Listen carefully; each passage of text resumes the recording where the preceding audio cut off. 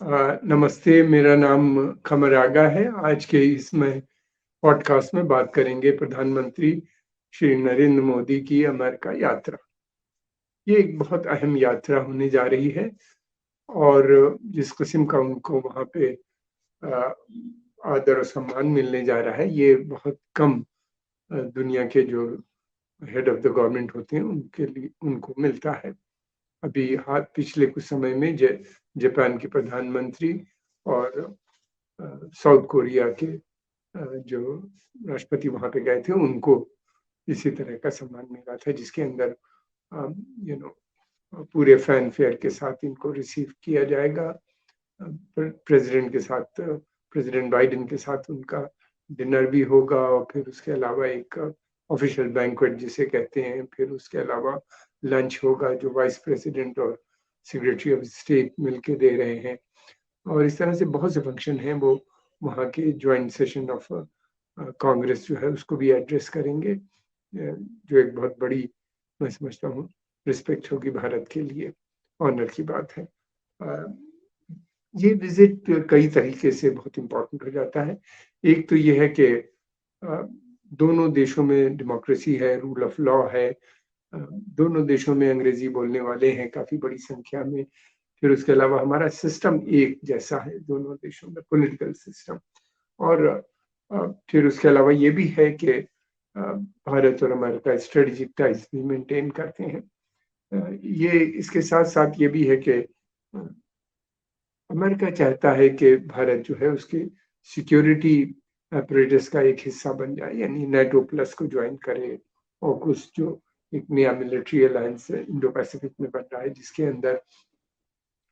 जिसके अंदर अमेरिका है, ऑस्ट्रेलिया और यूनाइटेड किंगडम, ये 3 देश हैं जिनको ज्वाइन किया है। भारत चाहता है कि भी वो चाहते हैं कि भारत उसको ज्वाइन करे और एक बड़ा रोल इंडो पैसिफिक क्षेत्र में करे।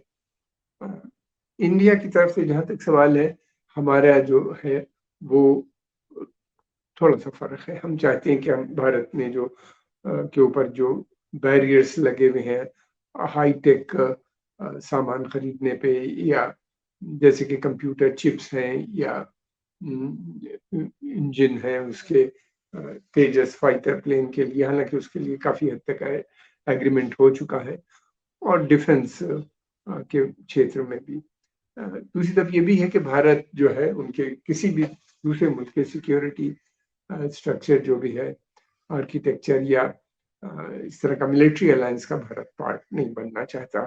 और वो चाहता है कि उसकी अपनी इंडिपेंडेंट फॉरेन पॉलिसी, इसलिए कि अगर आप इस तरह की सिक्योरिटी स्ट्रक्चर को ज्वाइन करते हैं तो फिर ये रहता है कि आपकी जो इंडिपेंडेंट फॉरेन पॉलिसी उसके ऊपर असर पड़ने लगता है, यानी खुद मुख्तारी जो भारत जिसको हमेशा से प्रिजर्व करता रहा है, प्रधानमंत्री मोदी जी जिसके ऊपर बहुत इम्फेसिस देते हैं, उसके ऊपर इम्फेक्ट आने लगता है।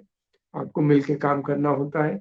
दूसरी चीज ये भी है कि भारत का मानना ये है कि युद्ध का काल समाप्त हो गया। भारत का कहना ये है कि युद्ध से कोई मसलों का हल नहीं हो सकता। प्रधानमंत्री ने स्वयं ये बात रशिया के राष्ट्रपति पुतिन को सलाह दी थी, और अब जो है बातचीत से ही मसले हल होंगे। भारत दूसरी तरफ ये भी चाहता है कि भारत का मानना ये है कि ये अमेरिका चाहता है कि भारत के यूक्रेन वॉर में रशिया को दोषी फैलाए इस वार के लिए, और उसका खुल के पश्चिमी देशों का जो स्टैंड है उसका समर्थन करे।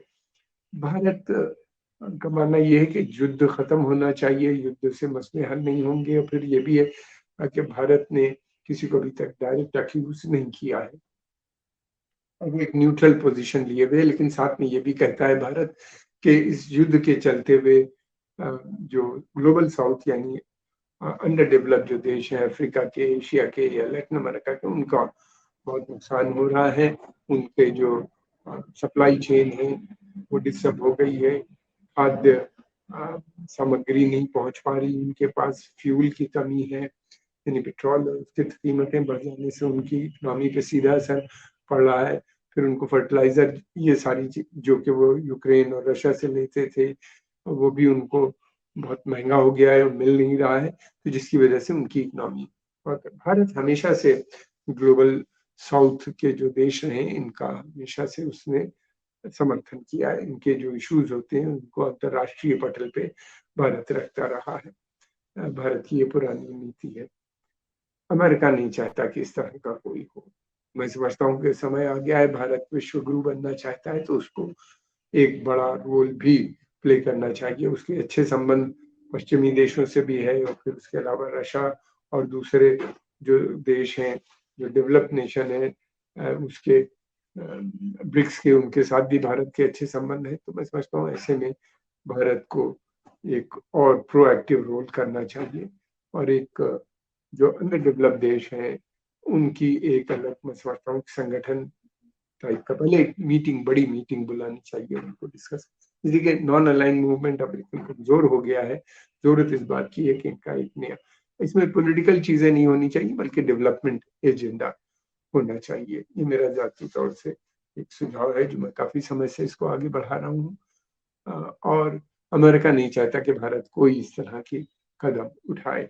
फिर ये भी है कि भारत चाहता है कुछ चीजों पे हमारा, मुझे ऐसा लगता है कि इस विजिट के अंदर दोनों कुछ हमें उपलब्धियां मिलेंगी और कुछ अमेरिका को निराशा भी नजर आ सकती है। इसलिए कि बहुत से चीजें ऐसी हैं जिसको मैं नहीं समझता कि मोदी करेंगे, चाहे वो साउथ का मामला हो या फिर और दूसरे उससे जुड़े हुए जो दूसरे यूक्रेन वॉर के मसले हों, वो जरूर बात करेंगे। वो कहेंगे कि जंग खत्म होनी चाहिए और उसका कुछ समाधान निकलना चाहिए, मगर ये कि पूरी तरह से वो शायद भारत, मुझे नहीं लगता कि अभी तैयार है इसको ज्वाइन करने के लिए।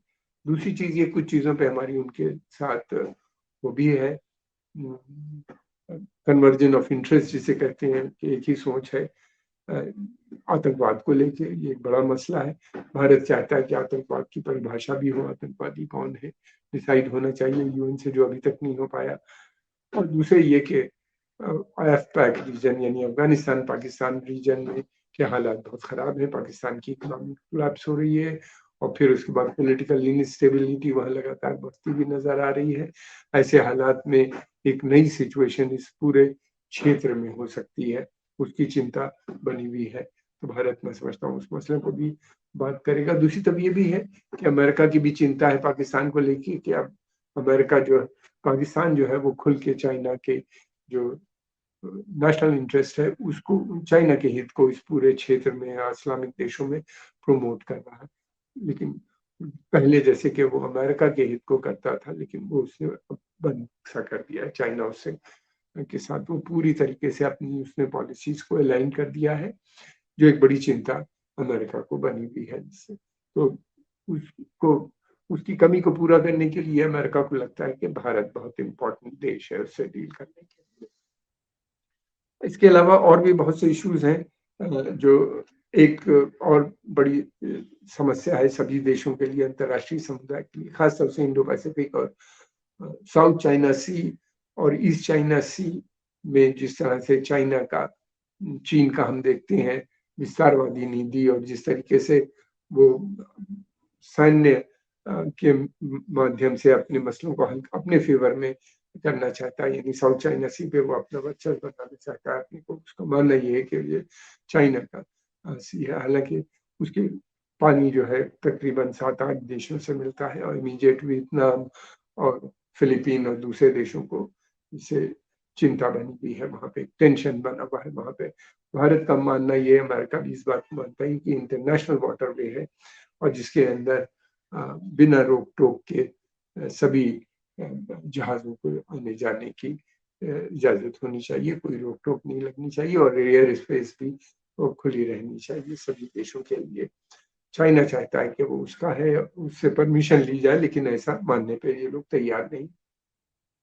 भारत काफी समय से इन देशों के साथ उसके घनिष्ठ संबंध है, वियतनाम हो या दूसरे देश हो, और भारत इनके जो मसले होते हैं उनको भी हमेशा से सपोर्ट करता है। एक चीज और है, अमेरिका अमेरिका चाहता है कि भारत जो है, जो क्वाड एक बनाया है उसने, जिसमें ऑस्ट्रेलिया, अमेरिका, जापान और इंडिया 4 देश हैं।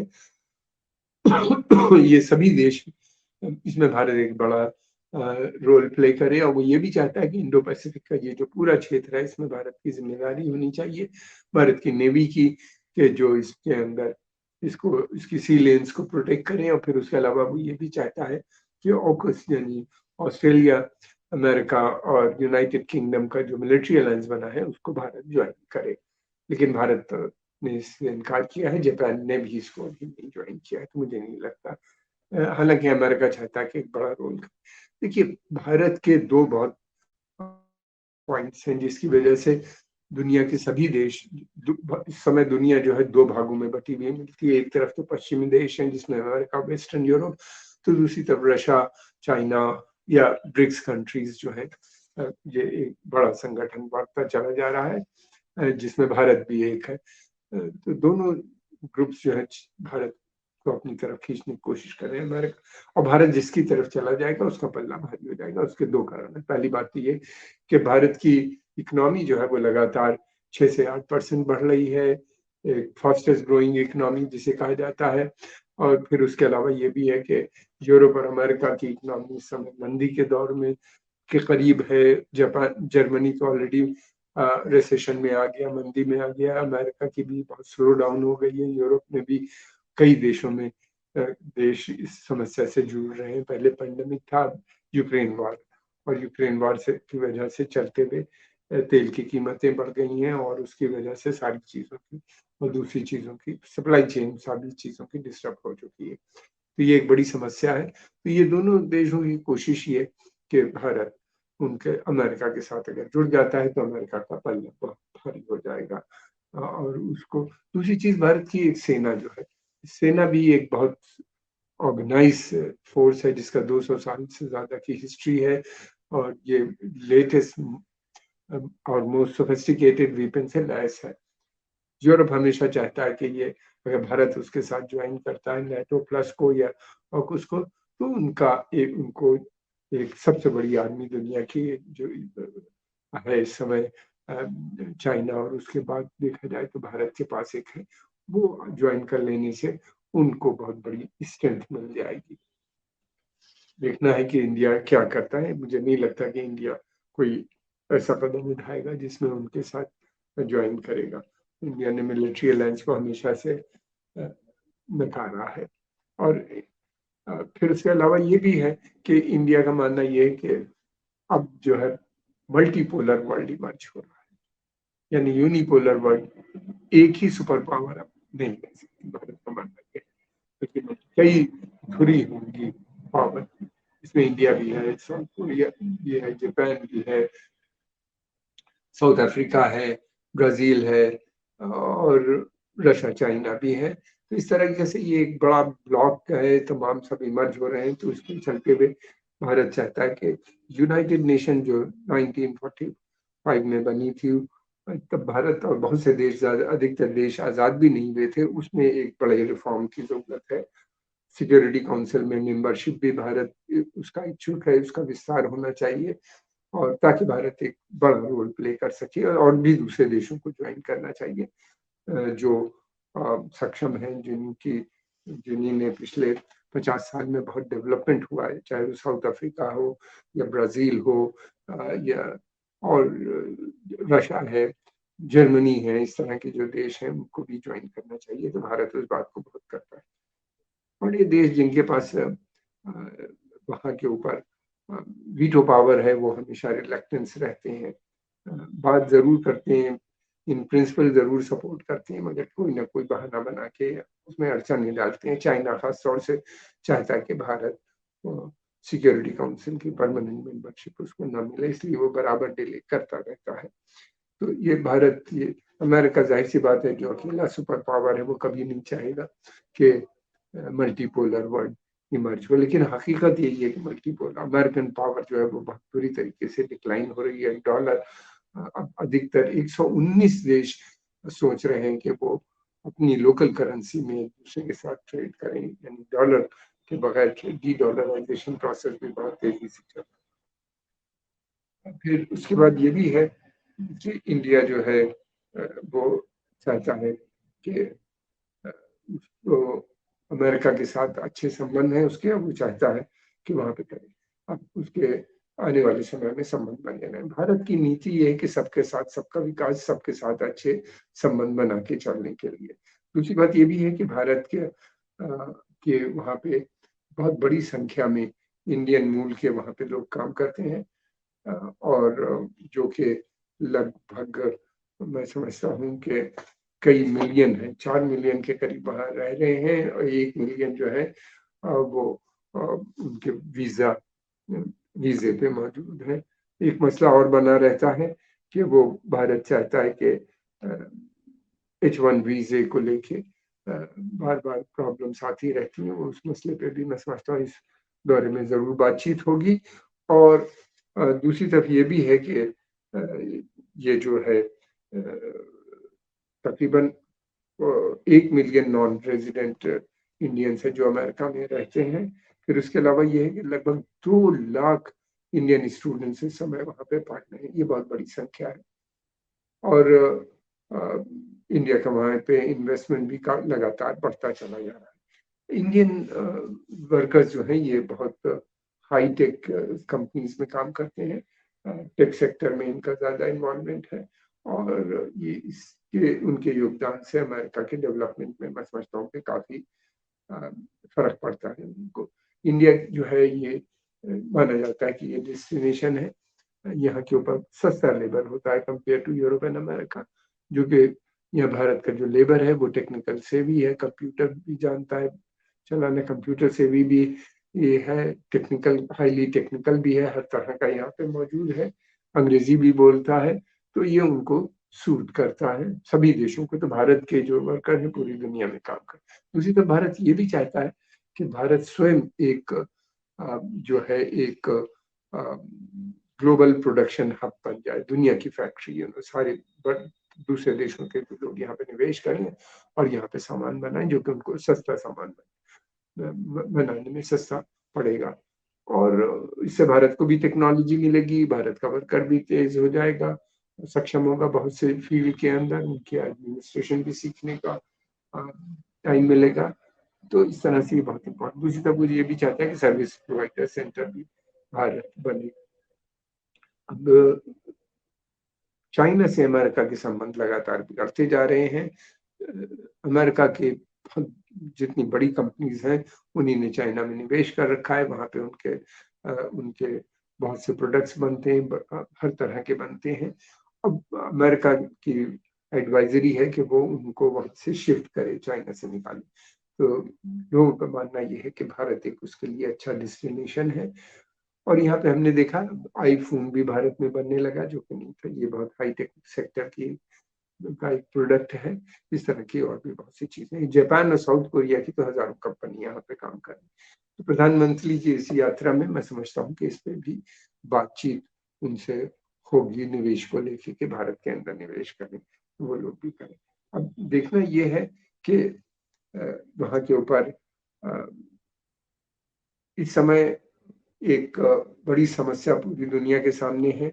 वो ये है कि इकोनॉमिक क्राइसिस जो लगातार बढ़ती चली जा रही है, पैंडेमिक के वक़्त से बढ़ती जा रही है। अब ये है कि हमारा अमेरिका के साथ जो बायलैटरल ट्रेड है, वो द्विपक्षीय ट्रेड जिसको हम कहते हैं, वो 152 बिलियन का है। ये एक बड़ा ट्रेड जिसकी पोटेंशियल जो है लगभग 5 बिलियन डॉलर की है, जो आने वाले मैं समझता हूँ 5-6-7 साल के अंदर 500 बिलियन हमारा ट्रेड भी हो जाएगा। ये अमेरिका के लिए एक बड़ी उपलब्धि है। अमेरिका को इतना बड़ा मार्केट भारत प्रोवाइड कर रहा है। फिर उसके अलावा ये भी है कि भारत ने वहाँ पे जो इन्वेस्टमेंट भारत से जा रहा है, बहुत सी भारत की कंपनीज जो है वहाँ पे काम करती हैं, जिन्हीं ने वहाँ पे काफी वो भी कर रखा है।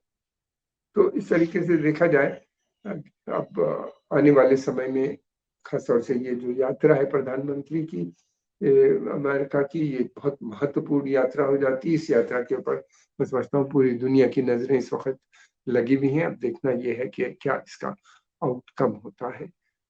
ये जरूर है कि हमारे संबंध अमेरिका से वैसे जो बने हुए हैं ये और दृढ़ होंगे और मजबूती आएगी इनके संबंध में।